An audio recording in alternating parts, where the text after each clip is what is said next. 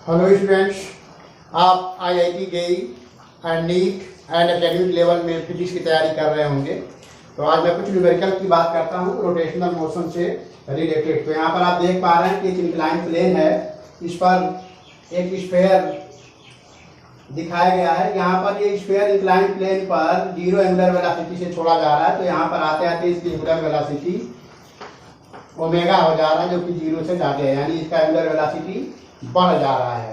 ये rough incline plane है, theta angle का इंक्लाइन प्लेन। फिर से सुनिए, यहाँ पर एक जीरो एंगुलर वेलोसिटी से स्फीयर को छोड़ा जा रहा है इस इंक्लाइन प्लेन पर। यहाँ पर आते आते इसकी एंगुलर वेलोसिटी जीरो से ज़्यादा यानी कुछ अधिक हो जा रही है।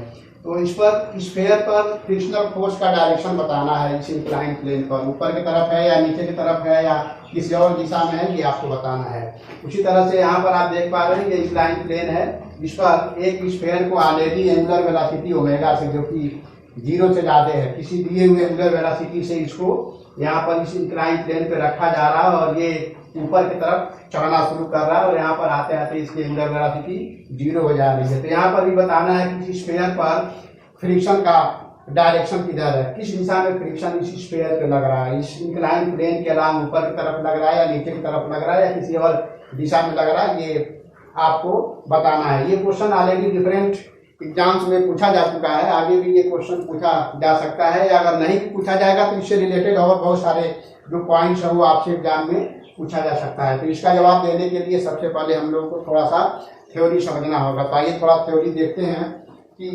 क्या है इसका थ्योरी और कैसे इसको सॉल्व किया जाएगा। तो इसको सॉल्व करने के पहले हम लीनियर मोशन और एंगुलर मोशन के विषय में जानने की कोशिश करेंगे। तो सबसे पहले हम आपको बताएंगे कि लीनियर मोशन में सपोज करिए यह एक ब्लॉक है, इस ब्लॉक पर m मास का ब्लॉक है, इस पर फोर्स अगर हमने लगाया तो ये फोर्स इसमें मोशन क्रिएट कर रहा है। अगर ये मोशन क्रिएट कर रहा है तो ऐसे में इसमें एक्सेलरेशन क्रिएट होगा और ये होगा फोर्स अपॉन मास, और इस एक्सेलरेशन के कारण इसमें वेलोसिटी डेवलप होगा, जो कि इस फार्मूले के द्वारा इस वेलोसिटी को निकाला जाएगा। तो सपोज करिए कि यह फोर्स जो है इसमें सपोर्टिंग केस में है, तो इसमें एक्सेलरेशन क्रिएट कर रहा है और वेलोसिटी क्रिएट कर रहा है। इसी तरह से ऑलरेडी अगर हमारे पास कोई ब्लॉक है और इस ब्लॉक में ऑलरेडी हमारे पास एक वेलोसिटी है, v वेलोसिटी से ये ब्लॉक मूव कर रहा है और इसमें अपोजिट दिशा में अगर हम फोर्स लगाते हैं F, तो इसमें रिटार्डिंग एक्सेलरेशन लगेगा और ये एक्सेलरेशन फोर्स अपॉन मास होगा। और ऐसे में इसकी फाइनल वेलोसिटी, इस वेलोसिटी को हम u लिखते हैं, तो final velocity v = u - at से रिप्रेजेंट किया जाएगा, क्योंकि ये फोर्स इसको मोशन को अपोज कर रहा है, इसलिए इसकी वेलोसिटी घटेगी। तो लीनियर मोशन में हम क्या समझ पा रहे हैं कि अगर किसी बॉडी पर फोर्स लगाएंगे तो फोर्स ऑब्जेक्ट के या बॉडी के वेलोसिटी में चेंज करेगा, इधर वेलोसिटी बढ़ाएगा या वेलोसिटी घटाएगा या वेलोसिटी को मेंटेन भी कर सकता है। तो इस प्रकार लीनियर मोशन में हमने देखा कि वेलोसिटी कैसे घट रहा है कैसे बढ़ रहा है। अब हम लोग एंगुलर मोशन की बात करेंगे। लीनियर मोशन में हमने देखा कि बॉडी में वेलोसिटी डेवलप करने के लिए फोर्स की जरूरत पड़ रही है, उसी तरह से एंगुलर मोशन में अभी हम आपको बताने की कोशिश करेंगे कि एंगुलर वेलोसिटी डेवलप करने के लिए हमको टॉर्क की जरूरत पड़ेगी और टॉर्क फोर्स से डेवलप होता है। तो आइए देखते हैं एंगुलर वेलोसिटी कैसे डेवलप होगा, कैसे हम पैदा करेंगे। तो हमारे पास सपोज करिए यह एक रॉड है और इस रॉड को यहाँ पर एक कील के द्वारा पाइवोट कर दिया गया है। यहाँ पर हम फोर्स F लगाएंगे, L लेंथ का रॉड है तो इस पर टॉर्क लगेगा। अब ये रॉड जो है इस तरह से यहाँ आ जाएगा, थीटा एंगल ये डेविएट कर गया रॉड, तो इस पर टॉर्क जो लगेगा वो R क्रॉस F के मॉड वैल्यू से टॉर्क को L F से रिप्रेजेंट किया जाएगा। R जो है L के बराबर होगा, ये रॉड का लेंथ है, इस फोर्स के कारण इस पे टॉर्क क्रिएट हुआ। तो ये टॉर्क जो है इसमें एंगुलर वेलोसिटी डेवलप करेगा। अगर इसको पूरा इस तरह से हम रिप्रेजेंट करें और इसको इस एक्सिस के अबाउट इस रॉड को रोटेट करें तो इस तरह से एंगुलर वेलोसिटी के द्वारा ये रोटेट करेगा और ये एंगुलर वेलोसिटी इस तरह से दिखाया जा सकता है। तो एंगुलर डिस्प्लेसमेंट थीटा हुआ और एंगुलर वेलोसिटी इसमें डेवलप हो गया। इस एंगुलर वेलोसिटी से ये रॉड जो है रोटेट कर रहा है। तो हम आपको बताना चाह रहे हैं कि लीनियर मोशन में फोर्स जो होता है लीनियर वेलोसिटी और लीनियर डिस्प्लेसमेंट पैदा करता है, उसी तरह से एंगुलर मोशन में फोर्स जो है टॉर्क पैदा करता है और ये टॉर्क जिम्मेदार होता है एंगुलर डिस्प्लेसमेंट और एंगुलर वेलोसिटी पैदा करने के लिए। तो अब एंगुलर वेलोसिटी हम देख पा रहे हैं कि बढ़ रहा है, तो ऐसे में टॉर्क जो है सपोर्टिंग है, एंगुलर वेलोसिटी को बढ़ा रहा है। टॉर्क यहाँ पर सपोर्टिंग है। अब हम अपोजिंग टॉर्क देखने की कोशिश करेंगे जो कि एंगुलर वेलोसिटी को घटाने की कोशिश करेगा। तो आइए देखते हैं। हमारे पास सपोज करिए यार डिस्क है और इस एक्सिस के अबाउट ऐसे ये रोटेट कर रहा है एंगुलर वेलोसिटी ओमेगा से। अब हम क्या करेंगे, इस पर इस दिशा में ये रोटेट कर रहा है। ये डिस्क जो है डिस्क एंगुलर वेलोसिटी ओमेगा से इस दिशा में रोटेट कर रहा है। अब हम क्या करेंगे कि यहाँ पर एक फोर्स अप्लाई करेंगे ऐसे, और यह फोर्स जो है ये आर रेडियस का डिस्क है, यह फोर्स इस पर अपोजिंग टॉर्क लगाएगा। डिस्क ऐसे रोटेट कर रहा है तो ये फोर्स इस पर अपोजिंग टॉर्क लगाएगा, इसकी वेलोसिटी को इस दिशा में चेंज करने की कोशिश करेगा। तो इसकी वेलोसिटी को हम देख पाएंगे कि यहाँ पर डिक्रीज करेगा। एंगुलर वेलोसिटी जो ऑलरेडी ओमेगा था अब ये डिक्रीज करेगा क्योंकि इस पर रिटार्डिंग टॉर्क लग रहा है। तो रिटार्डिंग टॉर्क जो होगा आर क्रॉस एफ के मॉड वैल्यू से हम आर एफ निकालेंगे और ये टॉर्क आई अल्फा होता है। यहाँ से अल्फा आपको मिलेगा टॉर्क अपॉन आई। इस डिस्क का कुछ टॉर्क होगा, सॉरी इस डिस्क का कुछ मोमेंट ऑफ इनर्शिया होगा। मोमेंट ऑफ इनर्शिया को एम के स्क्वायर से रिप्रेजेंट किया जाता है। तो अल्फा इसमें रिटार्डिंग एंगुलर वेलोसिटी डेवलप करेगा और इस वेलोसिटी को घटाने की कोशिश करेगा। तो फाइनल वेलोसिटी इसका हो जाएगा angular velocity initial minus alpha T.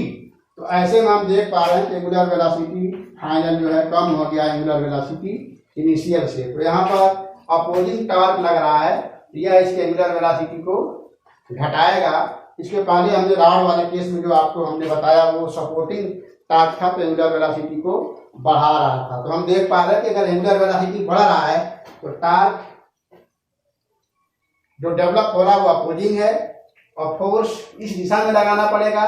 और अगर एंगुलर वेलोसिटी बढ़ रहा है तो टॉर्क जो है सपोर्टिंग है, वो एंगुलर वेलोसिटी को बढ़ाने की कोशिश करेगा। तो इसका इस्तेमाल करके हम अभी जो ऊपर जो क्वेश्चन आपको पूछे हैं उसका जवाब आप दे पाएंगे। तो आइए देखते हैं अब उसका जवाब हम लोग किस तरह से निकालते हैं कि फ्रिक्शनल फोर्स का डायरेक्शन इंक्लाइन प्लेन पर ऑब्जेक्ट पर किस दिशा में लगता है। तो पहला क्वेश्चन हमने आपके सामने रखा था, यह एक इंक्लाइन प्लेन है और इस इंक्लाइन प्लेन पर एक स्फीयर यहाँ पे रखा गया है। एंगुलर वेलोसिटी इसकी 0 है और ये रफ सरफेस है। ये सरफेस जो है रफ है, रफ सरफेस पर रखा गया है। तो एंगुलर वेलोसिटी 0 है। यहाँ पर स्फीयर का एंगुलर वेलोसिटी ओमेगा हो जा रहा है और इस प्रकार ये रोटेट कर रहा है और ओमेगा ग्रेटर देन 0 है। इसका मतलब एंगुलर वेलोसिटी स्फीयर का यहाँ से यहाँ तक आने में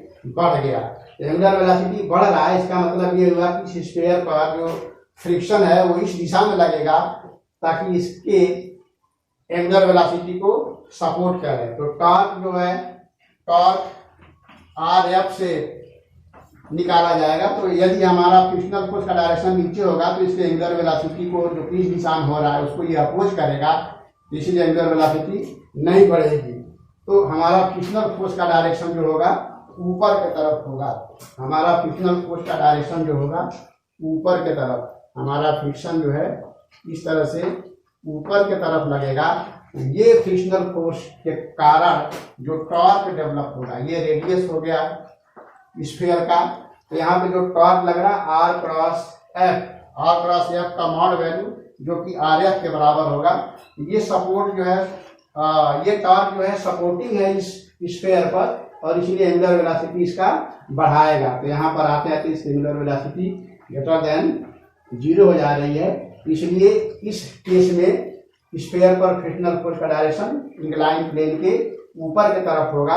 और ये टॉर्क जो होता है आई अल्फा होता है, अल्फा यहाँ से निकालेंगे टॉर्क अपॉन आई, और अल्फा पॉजिटिव है इसलिए इसकी एंगुलर वेलोसिटी फाइनल हम निकालेंगे initial angular velocity plus alpha T से, तो फाइनल एंगुलर वेलोसिटी हमारा हो जाएगा। इनिशियल एंगुलर वेलोसिटी आप यहाँ पे देख पा रहे हैं 0 है, तो 0 प्लस अल्फा टी से, तो ये हमारा एंगुलर वेलोसिटी ओमेगा आ गया जो कि अल्फा टी के बराबर है। तो final angular velocity omega and this is alpha T. इस तरह से इंक्लाइन प्लेन पर, अगर रफ इंक्लाइन प्लेन पर कोई स्फीयर रखा गया है टॉप पॉइंट पर और नीचे आते आते उसकी एंगुलर वेलोसिटी बढ़ रही है, इसका मतलब उस पर फ्रिक्शनल फोर्स का डायरेक्शन अपवर्ड होगा। अब हम सेकंड केस देखते हैं। सेकंड केस में हमारे पास स्फीयर लिया गया था और उसको नीचे बॉटम पर एंगुलर वेलोसिटी ओमेगा से रोटेट करा के रखा गया था। यहाँ पर हम देख पा रहे हैं कि एंगुलर वेलोसिटी ओमेगा से रोटेट करा के रखा गया है और ये 0 से अधिक वैल्यू रख रहा है। तो हमारे पास स्फीयर है इस इंक्लाइन प्लेन पर और इसको एंगुलर वेलोसिटी ओमेगा से रोटेट करके रखे हुए हैं, रफ सरफेस पर है। यहाँ पर स्फीयर आते आते इसकी एंगुलर वेलोसिटी 0 हो जा रही है। इस स्फीयर की एंगुलर वेलोसिटी 0 हो जा रही है। इसका मतलब ये होगा कि यहाँ पे टॉर्क जो होगा अपोजिंग होगा। तो टॉर्क का डायरेक्शन निकालने के लिए आर, और टॉर्क अपोजिंग तभी होगा जब फ्रिक्शनल फोर्स ऊपर की तरफ लगेगा। तो यहाँ पर जो अपोजिंग टॉर्क हुआ वो हो गया आई अल्फा। तो अल्फा निकालेंगे once more torque upon angular, torque upon moment of inertia. तो ये निगेटिव अल्फा होगा। एंगुलर वेलोसिटी जो है इसके एंगुलर वेलोसिटी को अपोज करेगा, क्योंकि टॉर्क इस दिशा में लग रहा है तो टॉर्क इसको ऐसे अपोज करेगा तो इसकी एंगुलर वेलोसिटी घटेगी और यहाँ तक आते आते ये 0 हो जा रहा है। इसलिए इसका final velocity, angular final velocity निकालेंगे इनिशियल माइनस अल्फा टी, तो ये हो जाएगा final velocity 0 at omega minus alpha t equal to 0। इस प्रकार हम देख पा रहे हैं कि अगर हमारे पास इंक्लाइन प्लेन पर स्फीयर नीचे से ऑलरेडी एंगुलर वेलोसिटी से ग्रेटर देन 0 से रखा जा रहा है और ऊपर जाते आते इसकी एंगुलर वेलोसिटी 0 हो जा रहा है, तो भी फ्रिक्शनल फोर्स अप डायरेक्शन में लग रहा है। और यदि इंक्लाइन प्लेन पर हम किसी ऑब्जेक्ट को रख रहे हैं और initial velocity omega equal to 0 से रख रहे हैं और यहाँ तक आते हैं तो इसकी एंगुलर वेलोसिटी ओमेगा हो जा रहा है, तो इस दिशा में भी टॉर्क जो पैदा होगा दोनों सपोर्टिंग होगा और फ्रिक्शनल फोर्स ऊपर की तरफ लगेगा। तो दोनों केस में यहाँ पर ऑलरेडी ओमेगा वेलोसिटी से इंक्लाइन रफ प्लेन पे रखा तो यहाँ तक आते हैं तो एंगुलर वेलोसिटी 0 हो गई। तो दोनों केस में फ्रिक्शनल फोर्स ऊपर की तरफ, और यहाँ पर 0 एंगुलर वेलोसिटी से ऑब्जेक्ट को रखा गया और ये नीचे आ रहा तो इसकी एंगुलर वेलोसिटी बढ़ रही है। तो इस केस में भी फ्रिक्शनल फोर्स जो होगा ऊपर की तरफ लगेगा। तो ये आपको बताना था। तो इंक्लाइन प्लेन पर कोई ऑब्जेक्ट रखेंगे, आइदर वो ऊपर जा रहा हो या नीचे आ रहा हो, दोनों केस में एंगुलर वेलोसिटी जो है एक में बढ़ रहा है और एक में घट रहा है, बट दोनों केस में जो फ्रिक्शनल फोर्स का डायरेक्शन है वो अपवर्ड है।